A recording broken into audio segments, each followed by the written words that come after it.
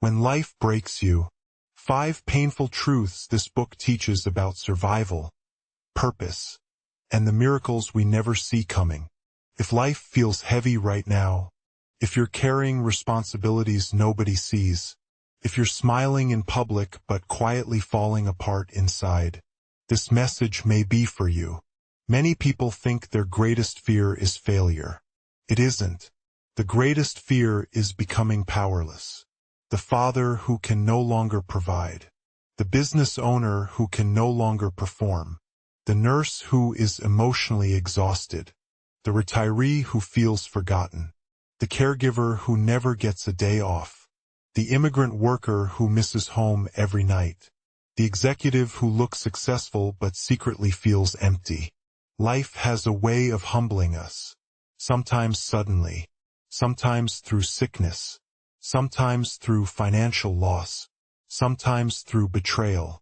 Sometimes through a phone call that changes everything. One moment you are planning your future. The next moment you are simply trying to survive the day. What touched me most about this book is not the medical story. It is the human story. It is the realization that every person eventually faces a moment where their strength is not enough. A moment where intelligence is not enough. A moment where money is not enough. A moment where experience is not enough. And when that moment comes, the question becomes, who are you when everything you depended on is stripped away? That is the real miracle this book is trying to explore. Not merely surviving a crisis, but discovering who you truly are when life removes every mask. And my friend, that lesson matters whether you live in Manila, Dubai, London, Sydney, Singapore, Toronto, or Texas. Because every human being eventually walks through a valley. The question is, who will you become when you get there? What this book is really trying to teach us. At its deepest level, this book is not about a medical recovery. It is about identity. It is about dependence. It is about discovering what remains when everything else is taken away. Throughout the book, the author repeatedly encounters moments where professional experience, titles, accomplishments, expertise, and self-reliance become powerless against physical suffering. That is the deeper message. Many of us build our lives around things that can disappear overnight. Career, a title, a business, a healthy body, a reputation, a bank account, a relationship, a dream. We assume these things define us, until life proves otherwise. This book keeps asking one uncomfortable question. If all those things disappeared tomorrow, who would you be? That question is not just spiritual. It is deeply practical. Because millions of people today are exhausted trying to maintain identities built on performance. They believe their worth comes from what they produce, what they earn, what they achieve, what others think of them. But life eventually exposes the weakness of that foundation. The book's greatest lesson is this. Your value cannot safely rest on anything that can be taken away.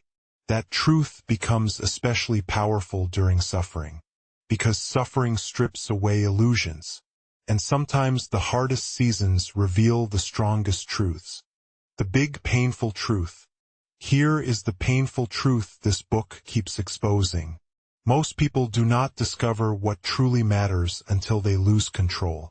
That is difficult to hear, but it is often true. Many people spend decades chasing success while neglecting peace, chasing status while neglecting relationships, chasing productivity while neglecting their soul. Then life interrupts. A diagnosis, a stroke, a divorce, a bankruptcy, a death, a betrayal. Suddenly the things that once seemed important become secondary. The promotion no longer matters. The social media likes no longer matter. The expensive possessions no longer matter. What matters is peace. What matters is purpose. What matters is love. What matters is faith. What matters is knowing who you are when everything else falls apart.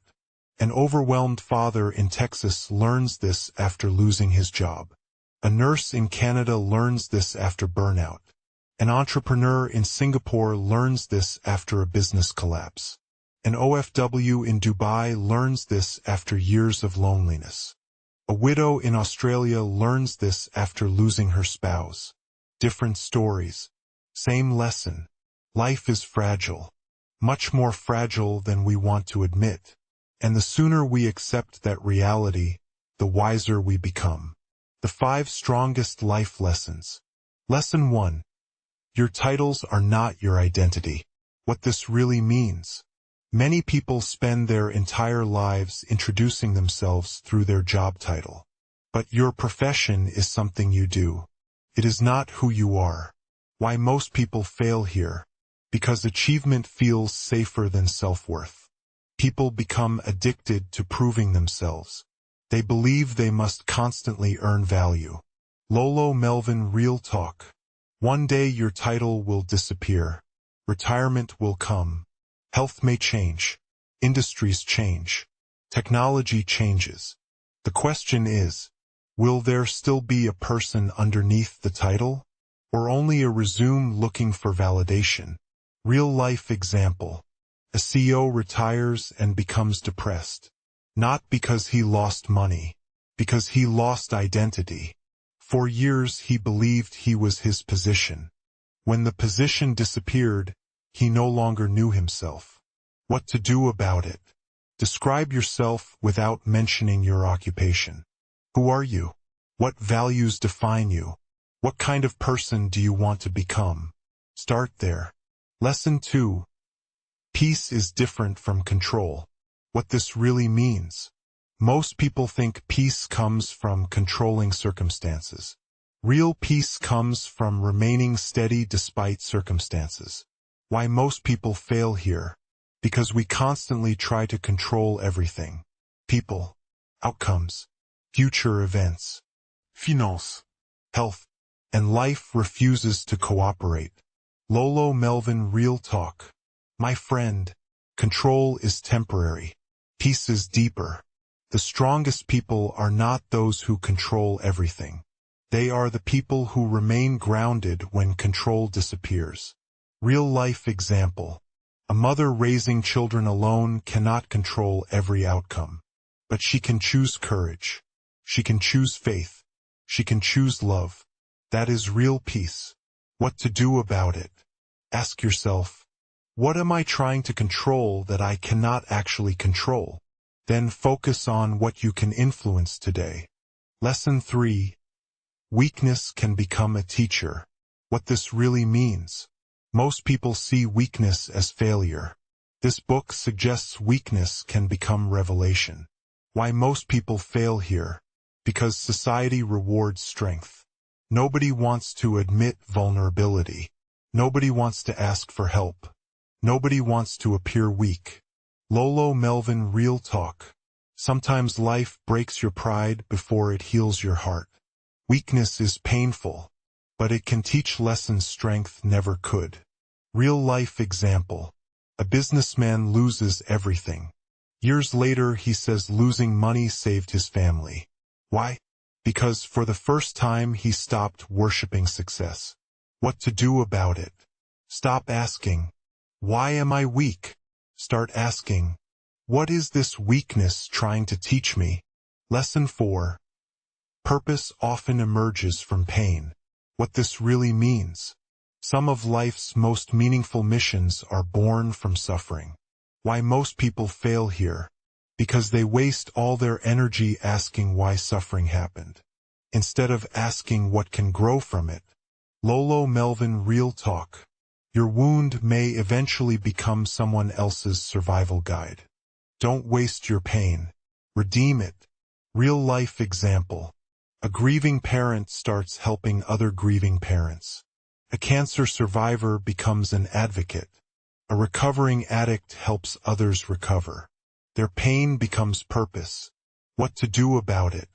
Ask, who might benefit from what I have survived? That question changes everything. Lesson 5. Sometimes the greatest victory is simply not giving up. what this really means.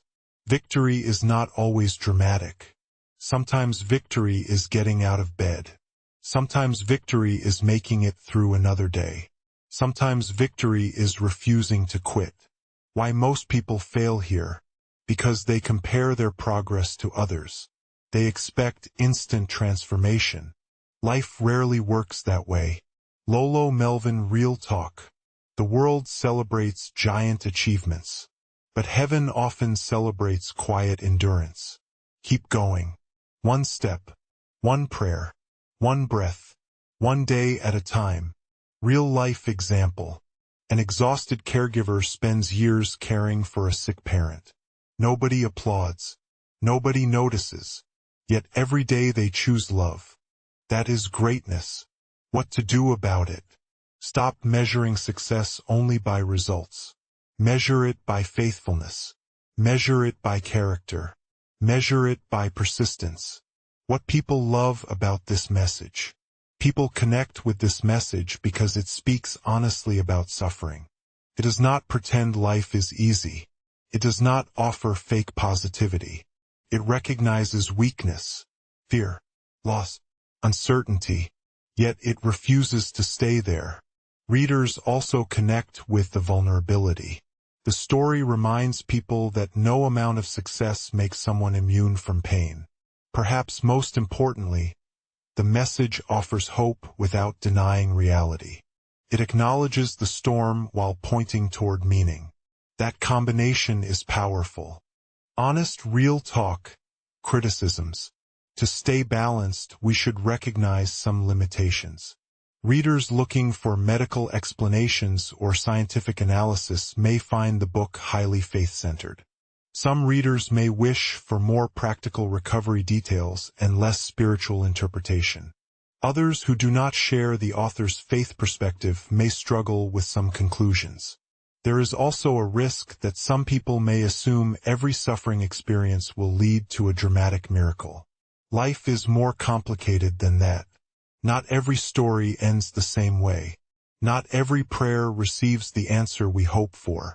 Yet even with these limitations, the book's central message about identity, purpose, peace, and resilience remains valuable for many readers. Lolo Melvyn, Final Real Talk. Let me leave you with something important. One day life will interrupt your plans. I don't know how, I don't know when, but it will happen. Maybe through sickness, maybe through loss, maybe through failure, maybe through heartbreak, maybe through aging, maybe through something you never saw coming. And when that day arrives, you will discover something about yourself. You will discover what your life is truly built upon. If your entire identity is built on money, success, titles, beauty, strength, or achievement, that day will shake you deeply, because all those things can be taken away. But if your life is built on deeper foundations, faith, character, love, humility, purpose, truth, then even the storm cannot completely destroy you. You can lose a position and keep your dignity. You can lose money and keep your character.